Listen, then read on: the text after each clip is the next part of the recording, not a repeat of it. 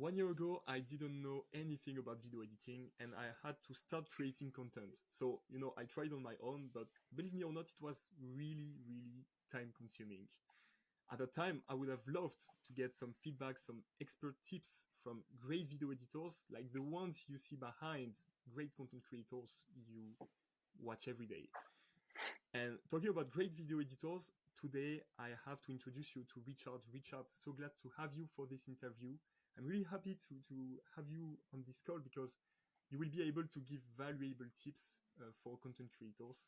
But before that, could you please introduce yourself a bit? Yeah, so my name's Richard Middleton. I'm the founder of a company called Longwave Digital. And we specialize really in podcast, video podcasts. So we're a video first podcast agency. And along with that, we do all the stuff that you need to kind of promote the podcast as well. So that could be shorter clips for YouTube and social media, vertical reels, Instagram shorts, all that sort of thing. So anything to do with podcasting, we're the guys who do that. And we just have a small team of just 3 of us at the moment. And I started this company my first client was about 4 years ago. And it's been a year since we've taken on a couple more people to service some more clients. Wonderful. Wondering for which clients you work at the moment? So our first client actually is still with us. So it's a podcast called Ultimate Health Podcast, who the host is called Jesse Chappers. So it's actually branded as Jesse Chappers now. It's the Ultimate Health Podcast. We took them from around about 2,000 subscribers when they were just doing JPEGs with audio over the top to, I think they're on something like 160,000 subscribers now with those guys. We also work with Ali Abdaal for his podcast channel Deep Dive. So we've done everything for those guys, including all their shorts and the nice animated shorts that Ali's kind of known for. Also, Diver CEO is a client of ours, doing the long form edits for those guys. And Lewis Howes as well. We do all of Lewis Howes's new introductions at the start of the podcast, kind of get the hook and tell a story of the podcast. So that's one of the notable clients. Sweet. You work with great. I mean, I watch half of them. I watch them, so that's wonderful. You will and different niches as well. So it would be great to see some similarities in your video editing techniques and that as well. Some video editing differences you can use. Let's get down to business directly. We are here to share valuable tips to our content creators. Wondering if you have like the main one that you would like to share, the most important one. Yeah, so I think the most important tips when we're creating a podcast is it depends where the creator is. So a lot of creators, their podcast is based on having to get views. So there's some people we work with, maybe businesses, where actually the main focus of their podcast is not necessarily views. It's actually building them as an expert in the industry. It's giving them the ability to network as well with other people. And also the views are nice, right? But it could have a secondary effect. So they could be doing things like they create a podcast mainly for the social media. So in terms of businesses, they could be doing it so they could get that LinkedIn clip out there. So even though the main actual podcast doesn't have views, to almost warrants as well, technically paying someone like us to create the content for them out of their raw material. Actually, the main thing for those guys at the start is their social media. So whether you're big, small, whether you're a creator or a business, whether you're views based, or whether you're much more creating yourself as a thought leader, expert in the industry, the main tip is you need social media shorts. You need smaller bite-sized content so then you can move people from the short form content over to the bigger form content, because they're not going to take a gamble on you on a 1 hour, 2 hour podcast if they haven't built that relationship with you. So what you need to do first is build that relationship through short form content, maybe bringing them across to mid form content. So that could be 5-10 minute clips before they've seen enough of you, maybe on Instagram, then on some smaller YouTube clips to then go, hey, I like this guy, or he's speaking to somebody I really enjoy listen to anyway, I'm going to give the full episode a punt. So the biggest tip is, especially at the start, treat the podcast as the raw material for the social media strategy. That's a great strategy, and I want to add something, which is a bit more general, but it's like a general tips, depending, like, no matter on if you repurpose content from podcast or not. It's like adding a CTA. Like, what's the goal of your channel in the end? Is it to send them, like, when it comes to shorts, is it to send them into a long form podcast? So you have to show this. You have on your bio as well to create everything, to set up everything, to let them go into your long form content. But let's say you want them to subscribe because it's like a general topic that you will talk a lot about, or maybe sign up to your newsletter because it's this specific topic that you will talk about and write on. Then yeah, add a CTA, and then this is, it's not only about views, as you said, it's about retargeting and creating a new funnel for your audience so that you build a relationship with them as well. Wondering if you have any other editing tips when it comes to the video editing process. Yeah, so I think with what we do is also think about the structure of what you're going to do. So you could jump straight into the podcast episode, and then you're probably just going to stick an end card on there, and you're going to have the little subscribe, click, and you're going to point them to another video. Now, with a lot of the end screen information stuff, if they manage to get to the end of, say, it's a podcast, so say we're talking an hour and a half, if they manage to get to the end, they may well click on something. They may, because they've told you they're an engaged viewer. They've watched the whole thing. Now, actually, at the end of it, are they really wanting to watch another hour and a half or something? Are they going to go and take their viewer time up to 3 hours? The likelihood is they're not. So with the end screens, it's always nice to have that there to kind of try and entice that viewer back. But it's all about, as well, kind of this Mr. Beastification. What we do is almost like the opposite of that. So we're creating a long-form, deep dive, long-form content, but we can also steal some kind of tips from what they do. So I think my biggest tip for editing is thinking about creating a really engaging intro.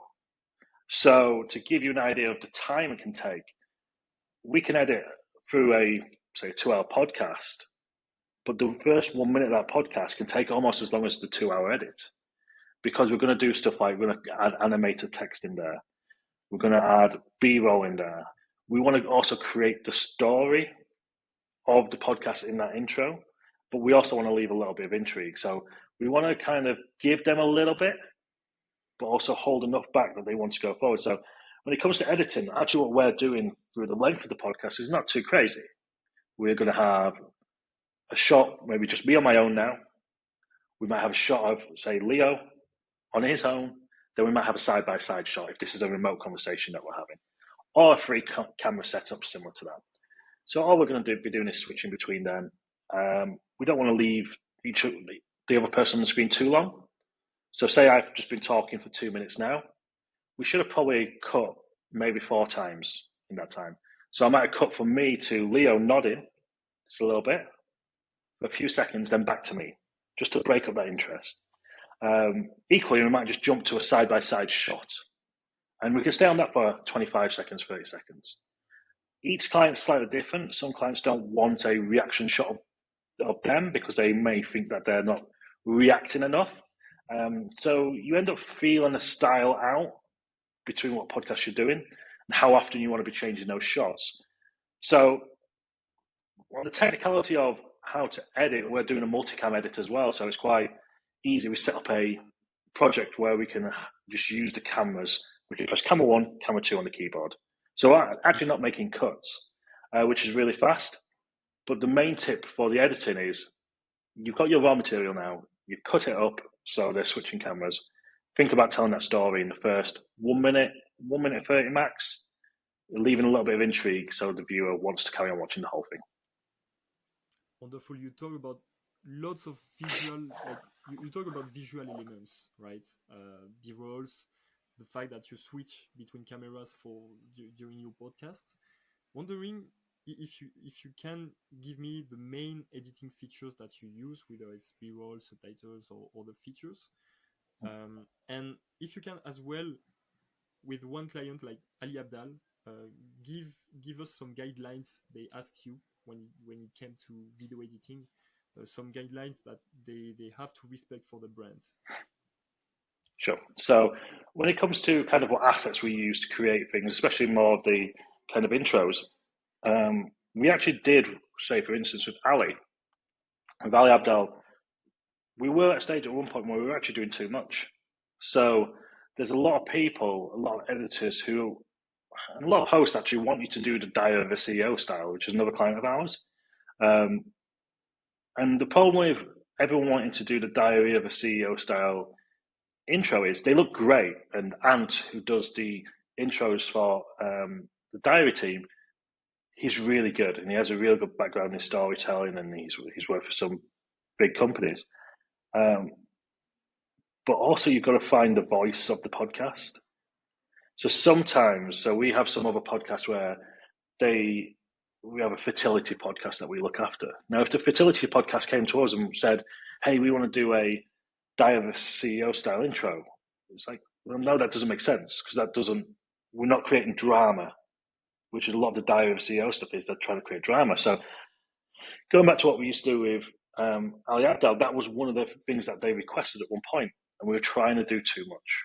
We were trying to add too much text, animation, B-roll, and we kind of went back to basics with them a little bit and kind of said, right, what do we want to do? We want to tell a story. We want to add text to help us. So this could be just captions along the bottom, as simple as that. Or it could be really nice impact text. And the good thing with the impact text is you can brand that as well. So you can tie that back to the whole brand image, which is what we do with Ali. So what we started doing with Ali maybe 7 months ago, is I noticed that when you hover over a thumbnail in YouTube, it starts auto-playing now, which is good, right? You kind of get to see a little bit of the podcast. But this is before they started adding captions to the autoplay. So we thought, okay, if we can add captions onto the video, when they hover, the viewer could actually read and understand what's going on before clicking into the video. So that's something we ended up doing. So we have impact text. So this is fully animated text, but we're not going to do that for the whole episode. So in between, we could have added captions, which is kind of where we're at with short form content as well. So kind of what helped us with Ali's short form content is using Submagic as well, to do the animated text, just to keep people engaged. It's just another sense to keep them engaged. So, different clients have different ways they want to work as well. Like we mentioned earlier, one of our clients doesn't want a reaction shot. So this could be something that they come to us with and have a certain set of criteria that is different to others. Diary of a CEO, for instance, they go closer to a minute on their main camera angle before switching, where I quite like, if it's left to me, 25, 30 seconds to switching. So each client has a different way that they want to do it. But also we know what works as well. So you've got to respect the creator and what they want, but also the creator's there because they've done a really good job at what they do. And often they want to hire someone like us because they understand what we know. And that's kind of the synergy that you have. It's kind of a partnership where they respect us enough and we respect them enough to be like, we want the best products out here, and this is how we get to achieve it. Amazing. And you mentioned a really interesting point about visuals, and I really appreciate your transparency, because you just told us that at first with Ali Abdaal, when it comes to editing, you made a little mistake, which was to add so much visuals, but you realized that, yeah, indeed, if you have to add visual elements, it's to make the story more appealing and to highlight specific points, specific moments of this story, to make it engaging, increase the retention rate, and not doing too much when telling a story. And that's a really good point, because then you change that, you started adding subtitles, because now you don't have only like visual, like text templates, text transition and animations. So you had to make it accessible, more accessible for people, because we know that now, if you don't have text on your video, whether it's like just text like Ali Abdaal does or just subtitles, then the majority of your audience won't be able to understand your point, because they watch like the video with the volume turned off. So you started putting captions as well. Would you say it's like necessary nowadays to add text and subtitles now on your video? Yeah, I think so. For especially the first minute to get that engagement in, we don't really do any of that for full length of the podcast, because also you don't have that when it comes to listening to audio only. But for the first minute, and as well with what we do, like I said, we create 1 minute trailers for each episode effectively. So we're spending a day sometimes just creating a 1 minute piece that tells the story of the intro. And a good thing about that is, yeah, it takes a long time to do that. It will help with that first minute engagement anyway, which helps signal to YouTube that this content is worth watching. But also within an hour and a half, we can convert that landscape, that 16 by 9 into a 9 by 16. So we can create a vertical piece of content fairly quickly out of that. And obviously when you're going over to social media, the amount of people now watching on a tram, or just gone to the toilet and they don't want the volume on, that's where the subtitles are needed. So it's less so on YouTube, but it can also help that engagement at the start. But absolutely mandatory when it comes to social media. Wonderful. You talk as well about the time you spend on a video, like on an intro, 1 minute intro video. Content creators, especially beginners, they don't have that much time to work on that. So what would be the most important focus for them, if they had to focus 80% of their time when it comes to editing to a few features or a few editing points? What would they be? So creators who are wanting to edit themselves, is that where we're going with this? Yeah. So when it comes to, I'll talk about in the way of podcasting. So I think podcasting is a really quick and easy medium to get a lot of information out there without necessarily having to script too much, and creating a video that's going to take you 2 hours to record because you're trying to perfect each line. With a podcast, the viewer knows this is the conversation. They know there's going to be some little mistakes on a word or just the way something is formulated, and that's fine. You're not going to go through. So one tip for those creators who have created a podcast is not to over edit. Like, this is the thing. So if you're going through, and I think a big thing in the audio world was to take a lot of the ums and the ahs out. So in the audio world, that has benefits because it is a lot easier and nicer to listen to someone without the ums and the ahs.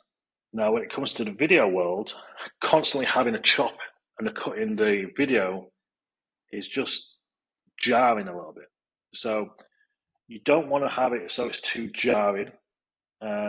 But there is things like, so if, for instance, you've asked me a question and I want to clarify the question before giving you the answer, we could just take that out and get into the thing. So there is a certain amount of editing you want to do for making sure you're not leaving big pauses between a question and answer, or lots of hesitation while I think of how I want to word something. So don't over edit is one. And also, if you do have some time that you want to spend some time on, that first 1 minute is where it should be. Don't be creating custom end screens where you're saying, hey, if you like this interview with Richard, go check out this interview we did with David over here. The viewer is an hour and a half, 2 hours in. You don't need to create something custom that's going to take too much of your time. But if you can do something like we do a lot with intros now, which is we're pulling clips from the episode. We might pull 3-4 clips that we're going to try and tell a story with.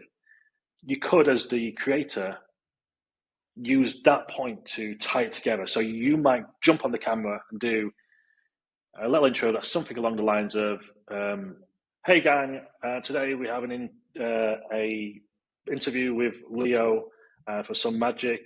In this interview, we talk about the importance of short form content, how to repurpose content from long form, and why caption is important." That's enough for an extra little piece on top of what they do to then pull the clips in. You might start with a clip, have the intro, have another clip, have the key talking points, then finish with maybe one of those key talking points. So yeah, don't go crazy with editing. Spend more time on the first minute and repurpose for socials. They're the tips for creators who want to do a bit but don't want to drown.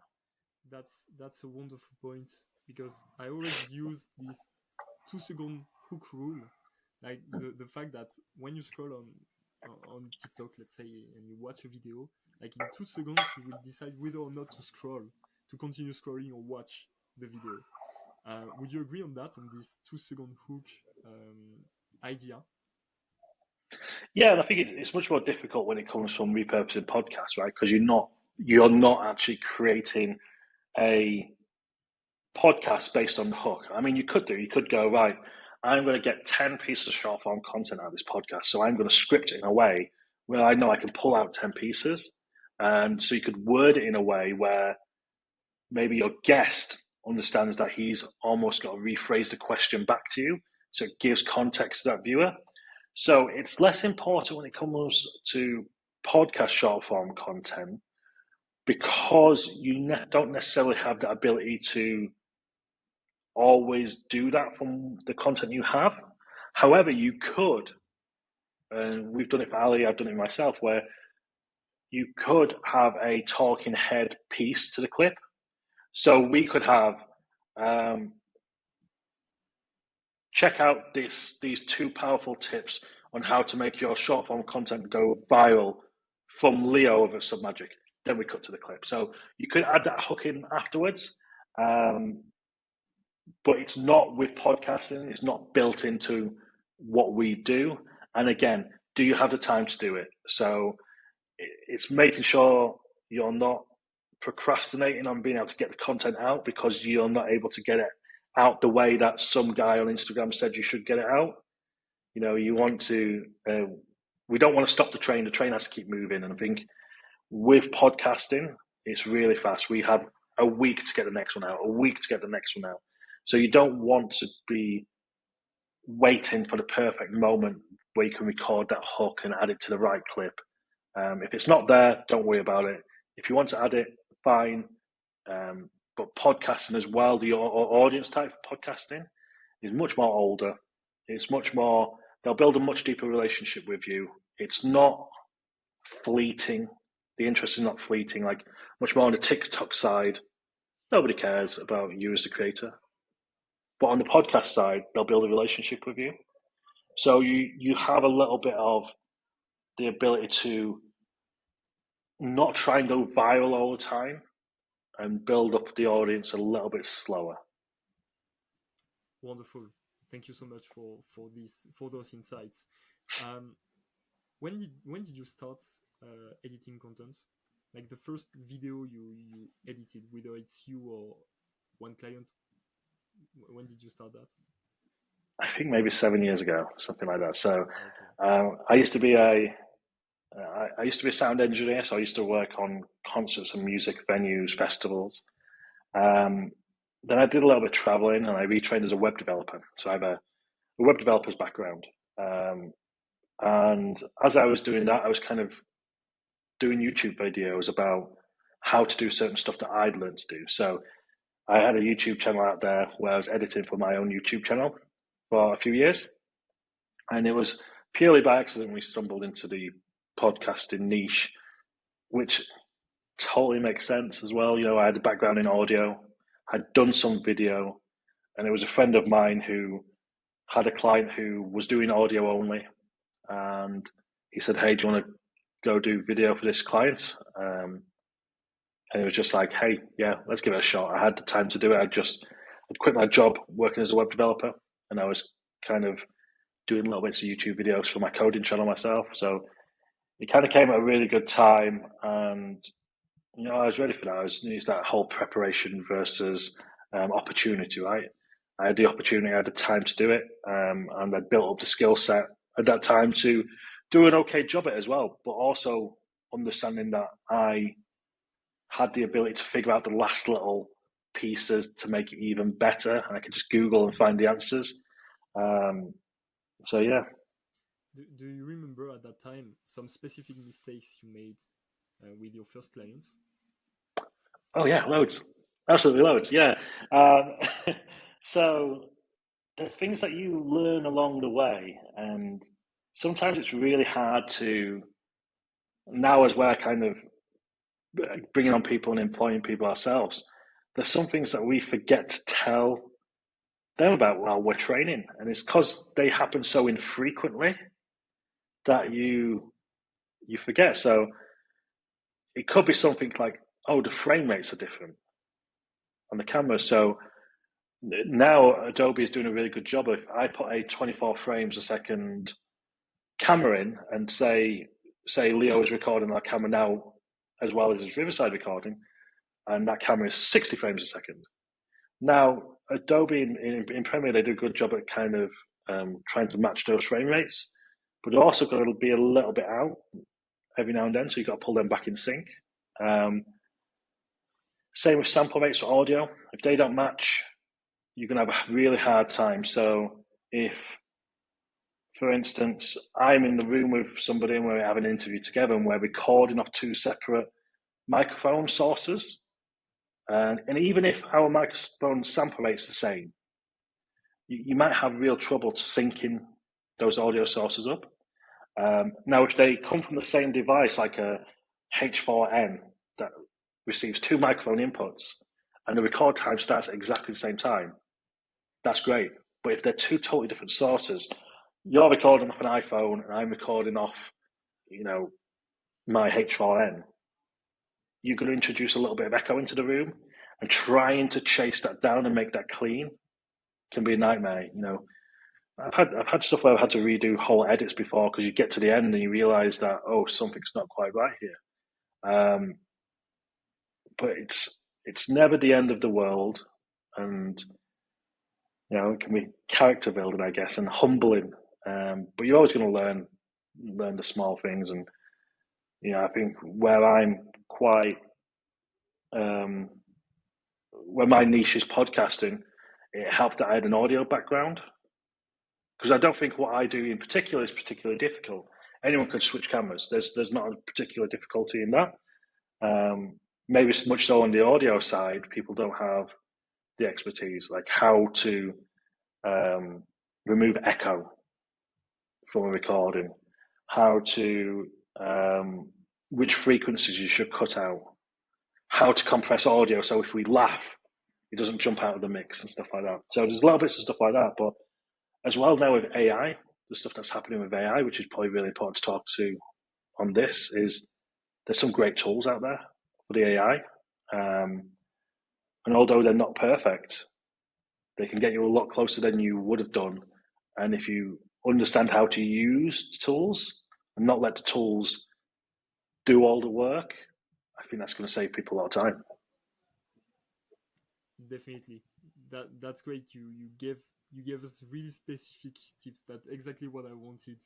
To go deeper into those tips, and maybe one person will face maybe in the future issues with the camera switching or the audio or the FPS as well, which can be quite frustrating in the end. When you export the video, which doesn't relate to the previous FPS of your camera. Definitely frustrating. You learned video editing 7 years ago. If you had to learn now in 2024, what would be the best ways to learn video editing? Oh, just YouTube. I think YouTube in general for anything, I learned web development through YouTube videos. I'm much more of a visual learner. Reading stuff just doesn't go in the same way for me. So YouTube. There's a bunch of courses and stuff on Udemy as well. There's really structured courses that you could probably get on Udemy. I've been toying with this idea for a while, and we'll do it eventually, which I want to make a podcasting course ourselves, because everything that we know is really specific for kind of the podcast editing thing. But there's nothing you can't learn on YouTube. And also, it's just getting your hands dirty, not feeling that you're not ready to do stuff. You're going to make mistakes. It's not the end of the world. Just redo it. But yeah, just get your hands dirty, learn from YouTube. Yeah. Do you have creators in mind when it comes to learning video editing on YouTube? Not necessarily learning video editing, but I almost had a kind of top list of clients who I wanted to work with. And it probably came from their style of editing, or came from the content that I like consuming. And we were very lucky. So on that list was 3 people, which was Diver CEO, who we're very lucky to work with now, Ali Abdaal, again, very lucky to work with now, and Colin and Samir. So Colin and Samir, they're the ones who are next in the pipeline. And all these podcasts, they're video first podcasts. And I think that's what brings me to them. I'm not really an audio listener predominantly. I think sometimes I'll listen to podcasts while I walk to work and listen to it, but I think discoverability of video is, audio doesn't have the discoverability. Even though you might listen to audio more, video is where the discoverability is. But yeah, when it comes to creators, I look up to those are the 3 creators. And there's probably a bunch more, but in terms of podcasting, they were the ones, yeah. I see. I see. And you highlighted a good point as well, because at first my question was into content creators giving editing tips.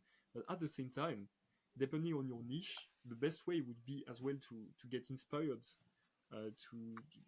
from great content creators in your niche, and then analyze like their video editing techniques and other stuff to understand like what the audience likes in the end, and how could you iterate this those editing stuff. How could you implement your own voice and tone into those edits? Would it be something like that you would suggest people doing so? Yeah, so it's almost like, so as I mentioned, I was an audio guy, so I came from sound. So I studied music at college, so I was in bands and stuff like that. And I think it's the exact same thing. You've got to learn to replicate. You've got to play covers. You've got to take something a creator's done, and it's like, I'm going to create that the exact same way. And now that doesn't necessarily help creatively, but it actually gives you inputs. So you need to gather inputs from all the different sources. Then you need to create the skill to create the same. So by creating something, you could just take one short form content that Ali's done, going, I'm going to do it like for like. And the interesting thing about that is I've seen people build tens of thousands of Instagram followers, showing people how to create shorts like Ali Abdaal. And they've done shorts that we've created. And they've said, which do you prefer better? So they've recreated the short that our team has done. So I think being able to copy a creator first, then just see what else is out there, right? See what other people are doing. See if you think, oh, that's really good. Oh, the way they've done the captions, they actually haven't done it in a straight line. They've kind of done it down. That's interesting. Or like, you can just steal that one piece and pull it into what you do.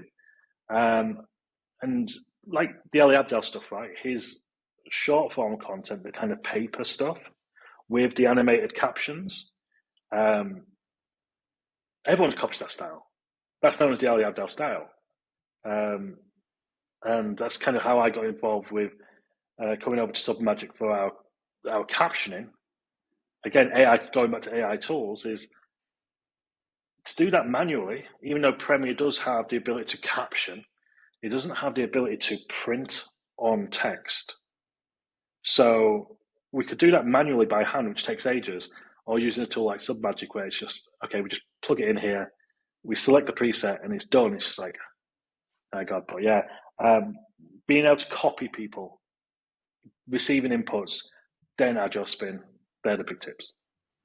Wonderful, Richard. Thank you so much uh, for for this interview. It's a huge opportunity for us at Some Magic to get you on this call and get those insights from you, because at first we think of Ali Abdaal, but then we are wondering, like, who is the editor of Ali Abdaal, And those people behind huge content creators have a lot to say, and they are the experts on that. So thank you again, Richard, and see you maybe for a next article or next interview. Amazing, Leo. Thank you. Yeah, it's been really good chatting to you, and yeah, hope it's useful for somebody else for sure. Thank you so much. See you soon. Nice. Thank you, Richard. Whoa, 35 minutes. I didn't